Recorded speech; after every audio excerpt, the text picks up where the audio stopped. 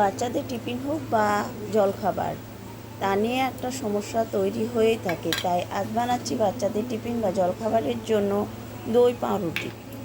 দই পাউরুটির জন্য প্রথমে আমি 4 পিস পাউরুটি নিয়েছি। সেই পাউরুটিগুলো আগে সেঁকে নিয়েছি। আর নিয়েছি ছোট্ট বাটির 1 বাটি দই, 4 চামচ মতো সুজি আর গ্রেট করা গাজর। এখানে পছন্দ মতো যে কোনো সবজি দেওয়া যেতে পারে একই পদ্ধতিতে।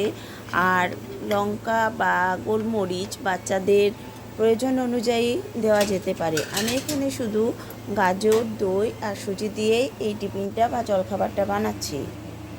পাউরুটিগুলো সেঁকে নেওয়ার পর পুজো ব্যাটারটা বানাচ্ছি দই, সুজি, গ্রেট করা গাজর, আন্দাজ মতো নুন আর চিনি। এটাকে একসাথে মেখে নিয়ে রেস্টে রেখে দেবো 10 মিনিটের জন্য। তারপর যে পাউরুটিগুলো সেঁকে রেখেছিলাম তার গায়ে বেশ করে এগুলো দিয়ে দেবো। তারপর ফ্রাইং প্যানে সাদা তেল দিয়ে পাউরুটিগুলো দিয়ে আস্তে আস্তে সেঁকে নেবো।